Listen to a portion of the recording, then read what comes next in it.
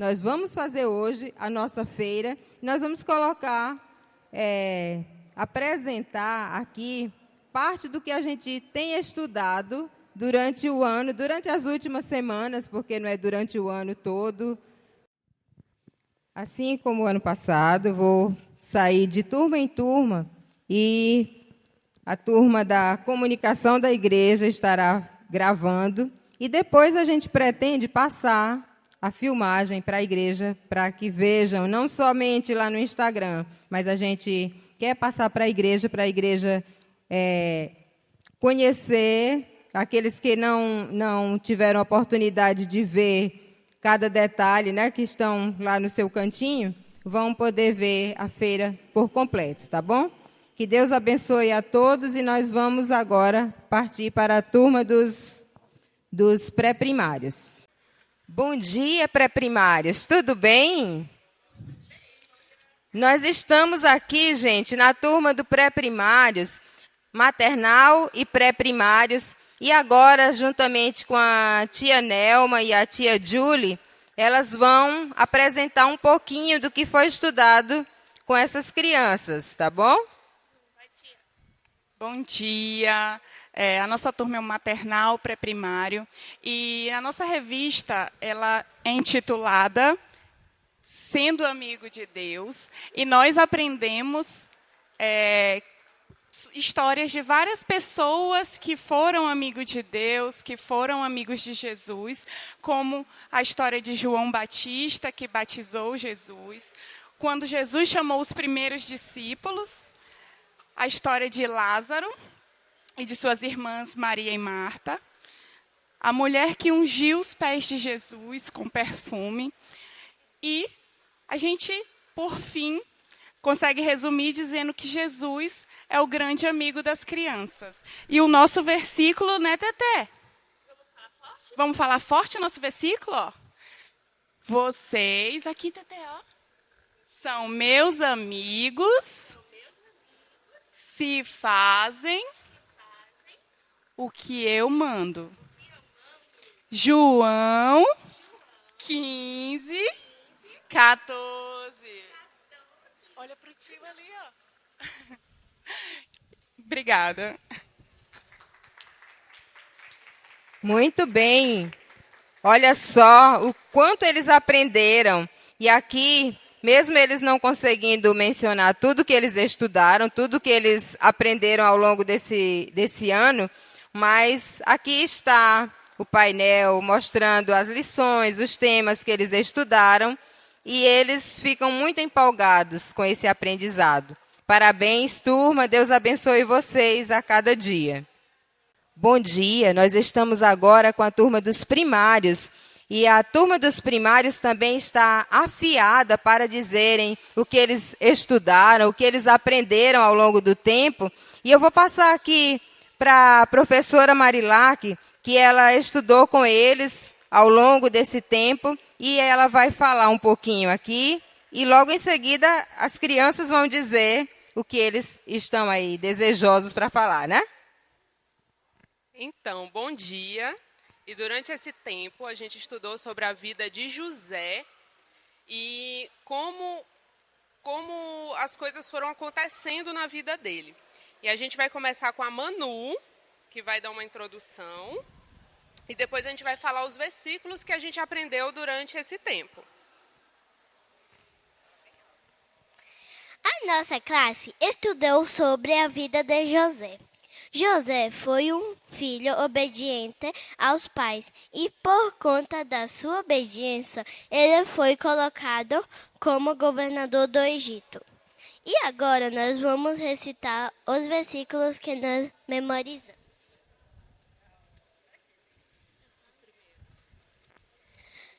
Filhos, em tudo obedecei a vossos pais, pois fazê-lo. Filhos, em tudo obedecei a vossos pais, pois fazê-lo é grato diante do Senhor. Colossenses 3:20.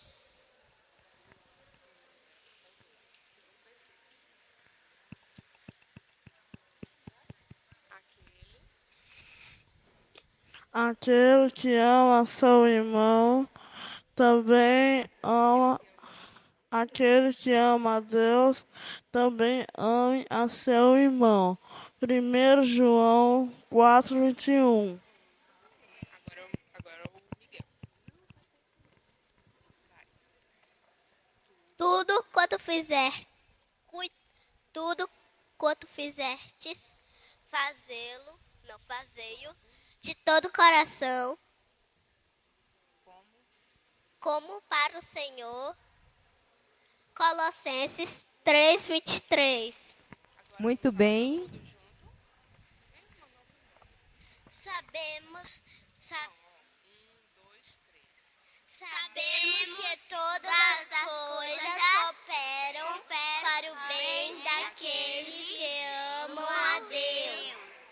Romanos 8:28. Agora que ele veio. Pode... Nós vamos agora para a turma dos juniores, que estão lá do outro lado. Vou passar primeiro aqui para o professor Luiz Eduardo, que ele vai falar rapidinho sobre a classe e, em seguida, os alunos apresentarão. Bom dia, igreja. Atualmente nós estamos estudando a nossa revista A Igreja de Jesus, que ela conta ali o começo, a história da igreja, desde o começo, desde a ressurreição de Jesus, e também dá continuidade ao conteúdo que a gente vinha estudando anteriormente. Aí o Arthur ele vai falar mais para vocês sobre o que a gente vem vendo nesses últimos domingos. Bom dia. Como o professor falou, nós iremos estudar sobre o assunto da Igreja de Jesus e eu vou falar sobre alguns tópicos. O primeiro tópico aqui, podem ler, vou falar sobre que após sua ressurreição, Jesus passou a instruir seus apóstolos a pregar o evangelho e espalhar por todo o mundo. Aqui, podem ler o segundo tópico. Após a volta de Jesus ao céu, ele deixou o Espírito Santo instruindo os apóstolos e para pregar o evangelho, igual fez com Jesus. Aqui o terceiro tópico é falar sobre a fundação da Igreja de Jesus, com a auxiliação do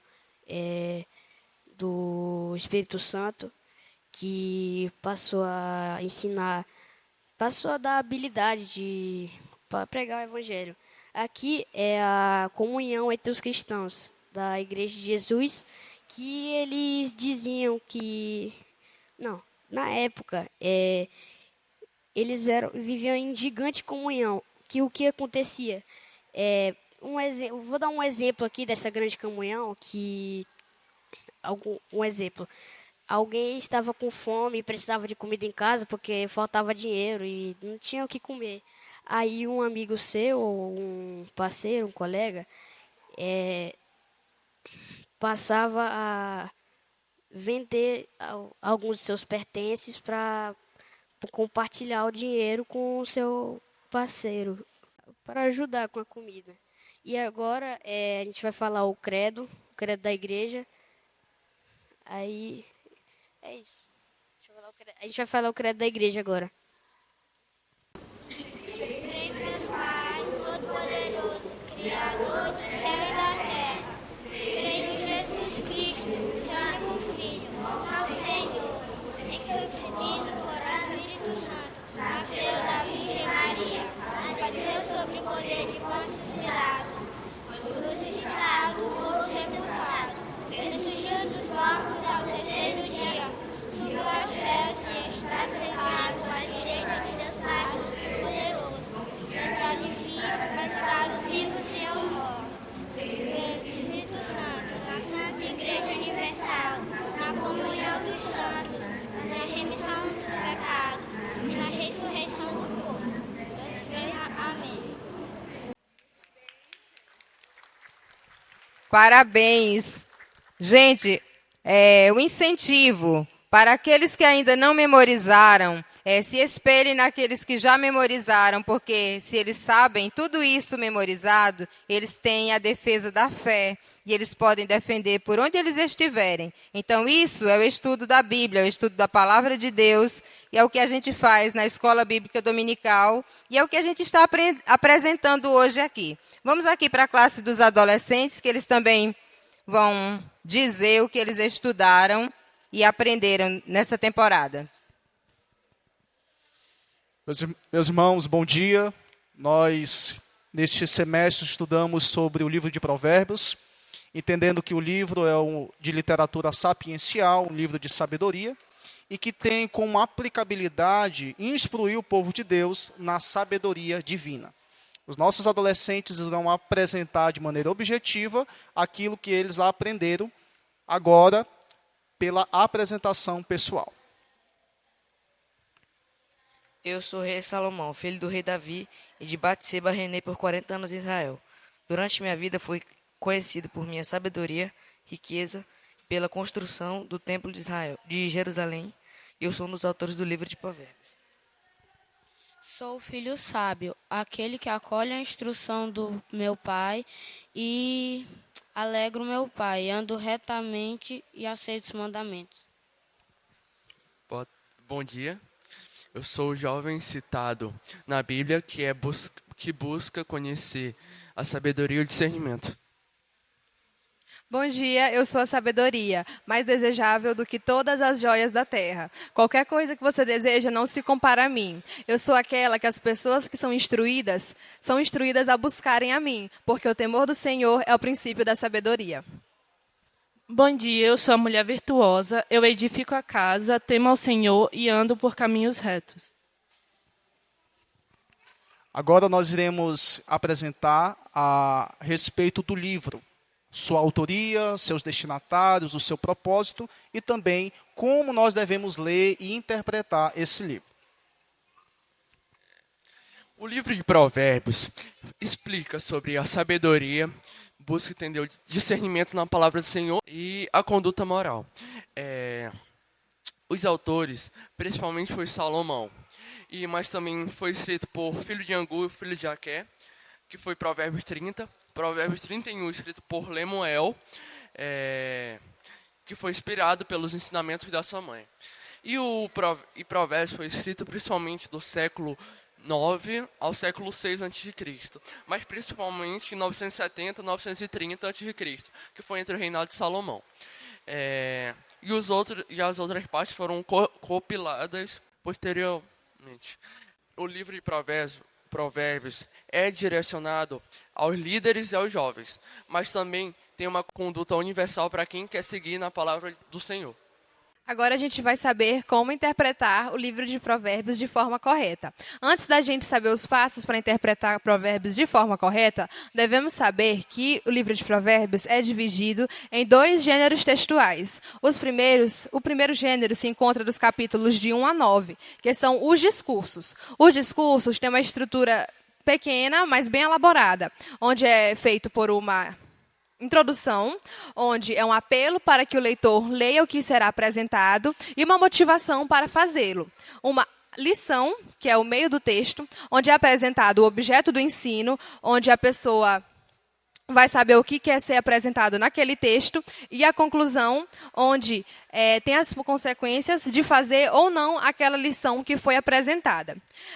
Depois dessa introdução, dessa estrutura que os discursos têm, dos capítulos de 1 a 9, nós temos os capítulos de 10 a 31, os provérbios. Os provérbios não têm uma estrutura, até porque eles são rápidos, curtos, objetivos, de forma direta e passam a mensagem de forma objetiva ao leitor, para que ele entenda rapidamente e de forma direta o que eles querem passar.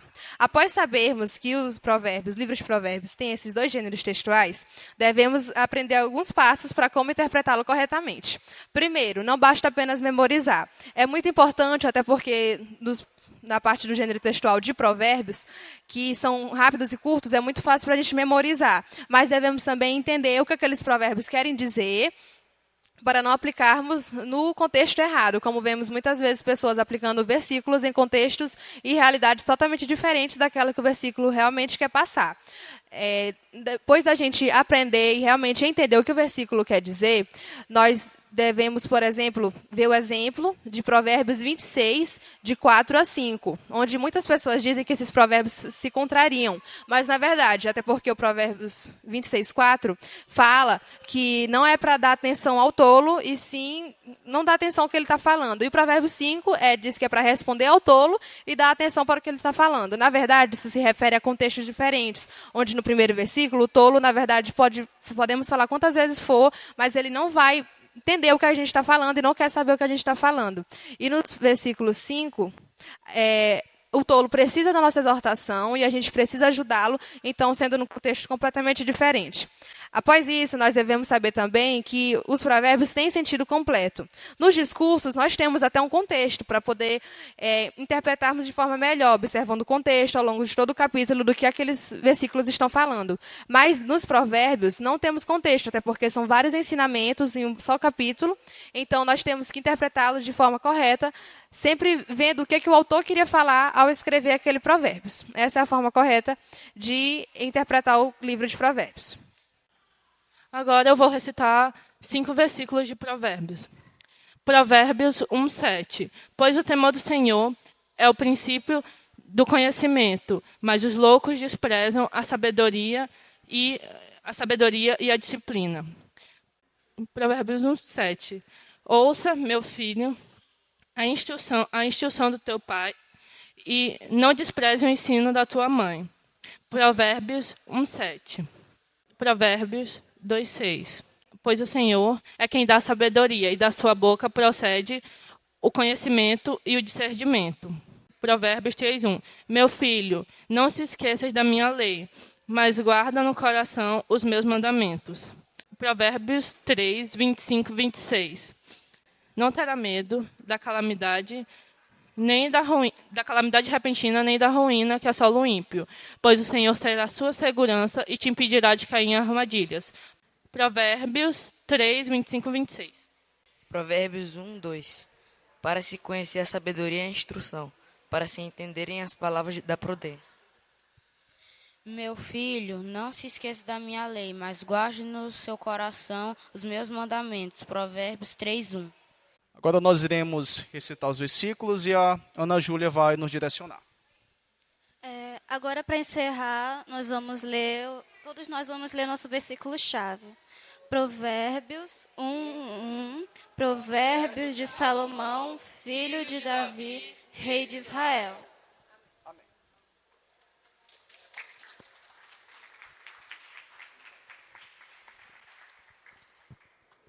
Muito bem, essa turma está de parabéns e eles têm o livro de Provérbios aí memorizado. Quem precisar de sabedoria é só conversar com a classe de adolescentes, que eles estão aí com Provérbios na ponta da língua. Vamos passar aqui para a classe dos jovens e eles trarão o resumo do que eles estão estudando.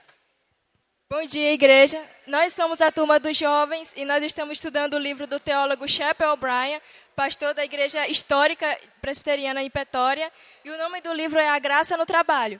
E eu vou falar um pouco sobre como o trabalho nos traz dignidade, mas para explicar melhor, eu vou falar sobre a importância de nós cristãos entendermos que o trabalho vem antes da queda. Bom, sempre que a gente pensa no trabalho, nós estamos acostumados a associar o trabalho com a queda e a gente vê o trabalho como uma punição. Só que não é bem assim. Até porque quando a gente vê em Gênesis 3, na queda, a gente vê que o trabalho foi, através de fadigas, nós trabalhamos, né? A terra nos dá seu sustento. Só que se a gente for ver a Bíblia, nós vemos lá em Gênesis 1, 28, em Gênesis 2, 15, que o trabalho foi dado por Deus antes da queda. Ou seja, o trabalho não é uma maldição. Nós fomos criados para dominar a terra, dar nome aos seres e procriar e encher a terra. Então nós devemos ter em mente que o trabalho não é uma punição e nem uma pena, é uma ordem de Deus. Portanto, o trabalho é importante. É claro que o trabalho após a queda, ele foi afetado, como todas as coisas da criação. Porém, nós precisamos entender que Deus ele tem outros planos para nós com o trabalho. A gente tem muito isso com a sociedade, de eu odeio a segunda-feira porque eu vou trabalhar, eu amo a sexta-feira. Porém, não é bem isso que a Bíblia nos mostra. Nós não viemos só para aproveitar a criação. Nós viemos para trabalhar sobre a criação diariamente. Tanto que o nosso Pai trabalha até agora e Jesus trabalha também, como vemos lá em João 5,17. Portanto, vemos que através do trabalho, nós podemos cuidar dos nossos, como 1 Timóteo 5,8. E através do trabalho, nós podemos cuidar da humanidade e trabalhar no reino de Deus. A gente pensa que nós só podemos trabalhar no reino de Deus se a gente largar tudo, ir para outro lado do planeta, ir para missões. Porém, nem todos nós temos o mesmo chamado por Deus. Nós temos outros dons, outras vocações que ajudam no reino de Deus e que através dele nós podemos cuidar tanto da nossa casa, tanto da obra, e trabalhar no reino de Deus em outras partes que também são igualmente importantes. Portanto, essa é a importância de entender que o trabalho, ele vem para nós como presente de Deus e que, claro, por conta do pecado, ele é fadigante, ele é árduo, ele é difícil, mas ele não deixa de ser um dever que Deus nos deu e nós, como filhos, temos que obedecê-lo. Portanto, essa é a importância de entendermos que o trabalho nos traz dignidade, porque nós cumprimos uma ordem que Deus nos deu para cuidar da criação dele. Aqui no último ponto, que é o impacto do trabalho, o autor nos exemplifica com o exemplo do seu pai, onde ele começou sua vida no agronegócio e conseguiu prosperar tanto na sua empresa quanto na igreja. A gente conseguiu dividir em alguns pontos a importância que o impacto no trabalho dá em nossas vidas. A dignidade em todas as profissões. Todas as profissões têm a dignidade e podem promover o propósito de Deus, mostrando que cada trabalho tem o seu valor e importância. O impacto positivo. O trabalho no agronegócio, no caso do seu pai, e na pregação teve um impacto significativo na vida de muitas pessoas, muitas mesmo, demonstrando que nosso trabalho pode ter um efeito poderoso e positivo.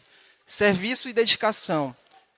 A dedicação ajuda famílias a administrar propriedades, combater a fome e ensina a destacar a importância do serviço em outros e o uso de habilidades para fazer a diferença.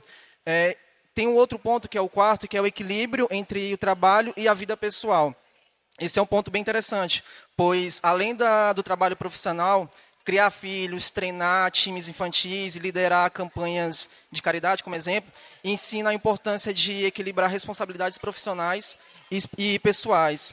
A adaptação e crescimento. Continuar contribuindo após a aposentadoria, ensinando em escolas, mostrando a importância de se adaptar e continuar crescendo em todas as fases da vida. E, por último, propósito e vocação, que é ver a pregação e o trabalho, no caso do exemplo do pai dele, no agronegócio, como vocações dadas por Deus. Nos lembra de buscar o propósito significativo em nosso trabalho, honrando e servindo a Deus e assim também os outros. Muito bem, gente. Vamos aplaudir a classe de jovens. Eles fizeram o trabalho. Realmente, eles agora estão aptos, né? Para trabalhar, pois eles entendem a graça de Deus no trabalho através desse material que eles têm estudado e pela palavra de Deus, como a Adriele apresentou aqui, e muito bem, por sinal, está de parabéns. Eles estão aptos e esse material é excelente. Eles iniciaram faz pouco tempo, mas eles vão dar continuidade a esse trabalho esse livro sobre a graça no trabalho. Vamos continuar aqui, já encerrando, caminhando para o encerramento. Vamos para a classe dos adultos e eles estarão apresentando aqui a temática deles, criados com propósito. Vamos lá. Quem vai começar? Irmão Jean. Bom dia, a graça e a paz. Nós estamos apresentando a nossa lição, que é Criados com Propósito. Como podemos ver aqui, nós vamos trabalhar o relacionamento Deus e homem. Nós temos aqui uma aliança, um pacto e um mandato. Sabendo que a aliança é o relacionamento entre Deus e a sua criação. Esse pacto é o modo, é a lei que deve ser seguida por motivo dessa aliança.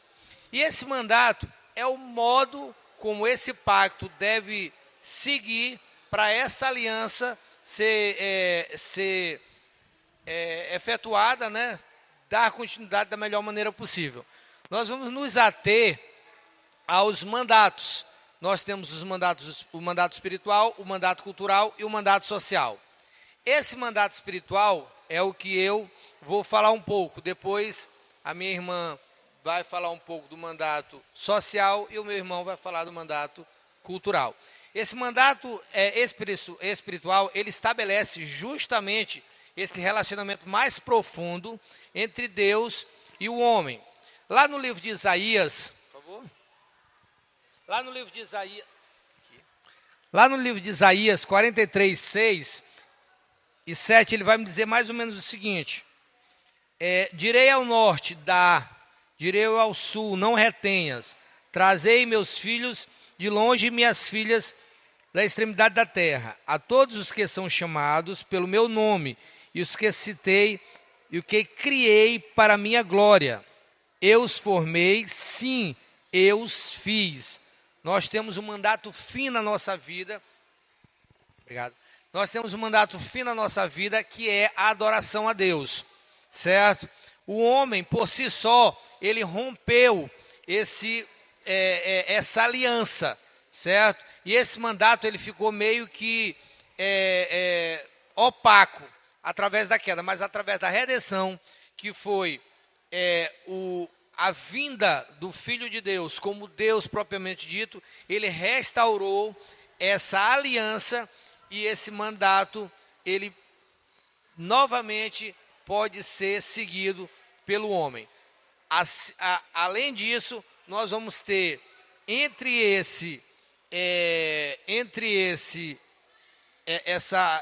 essa união, né, entre o homem e Deus.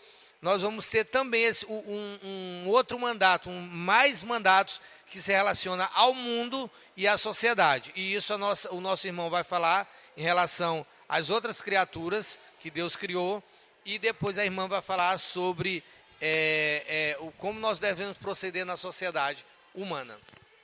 Bom dia, irmãos. Irmãos, vou ficar aqui com o mandamento cultural, como o irmão Jean já falou. O mandamento cultural estabelece o relacionamento entre Deus, o homem e a criação. Cuidado e desenvolvimento da cultura. Quando Gênesis capítulo 1, versículo 26 e 27, que diz: Deus criou o homem à sua imagem, conforme a sua semelhança, né?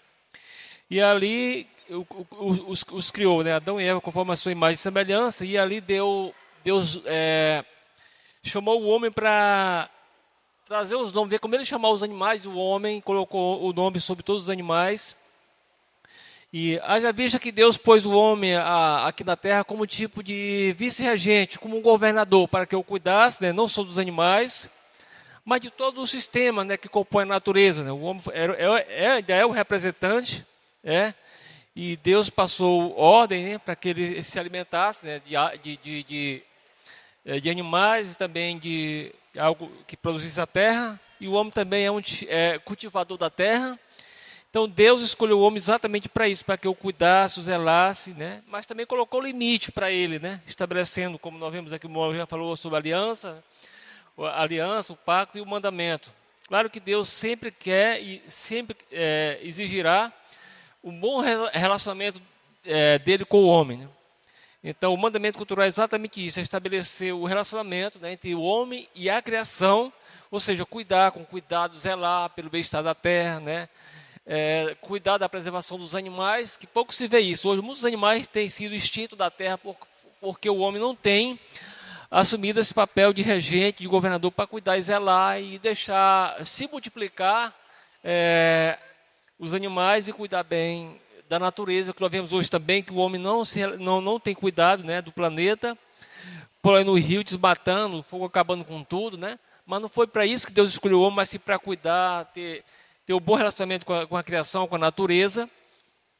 Mas o homem tem realmente desviado esse foco e não tem assumido esse papel, essa responsabilidade de cuidar da criação e ter essa boa intimidade com a criação. Então, essa é realmente uma responsabilidade do homem, de nós, ter esse cuidado, esse relacionamento do homem com a criação, cuidando do desenvolvimento da cultura do planeta Terra. Então, o que eu tenho a dizer, irmão, só isso. Muito obrigado. Bom dia, graça e paz a todos. Eu vou falar do mandato social, que ele estabelece o relacionamento entre o homem e a sociedade. É o nosso papel, né, como sociedade de Deus, gerar filhos, formar essa sociedade. Então, nós devemos cumprir aquilo que Deus nos disse, né? Enchei a terra. E será que nós temos feito este papel, né? Muitas vezes não queremos ter muitos filhos, não queremos ter só um, mas não é isso que Deus nos diz. Ele diz, enchei a terra. E eu queria ler uma passagem aqui que está em Gênesis 1, 27 e 28, que diz assim, criou Deus, pois o homem, a sua imagem, a imagem de Deus o criou, homem e mulher os criou. E Deus os abençoou e lhes disse, sede fecundos, multiplicai-vos, enchei a terra e sujeitai-a, dominai sobre os peixes do mar, sobre as aves dos céus e sobre todo o animal que rasteja pela terra. Isto é uma ordem, né? Enchei a terra. Eu gostaria também de ler em Isaías, uma passagem bíblica que diz assim, Isaías 45, 18. Porque assim diz o Senhor, que criou os céus, o Deus que formou a terra, que a fez e a estabeleceu, que não a criou para ser um caos, mas para ser habitada. Eu sou o Senhor e não há outro. Então, essa é a palavra de Deus, que nós possamos ter memorizado, que devemos, e nosso relacionamento com Deus é de gerar filhos e encher a terra. Amém, obrigada. Então, nós agradecemos também esta classe que apresentou o conteúdo estudado com maestria, né? E nós agradecemos em fazer esse trabalho. Esse trabalho mostra o crescimento e o entendimento da palavra que todos têm alcançado, né?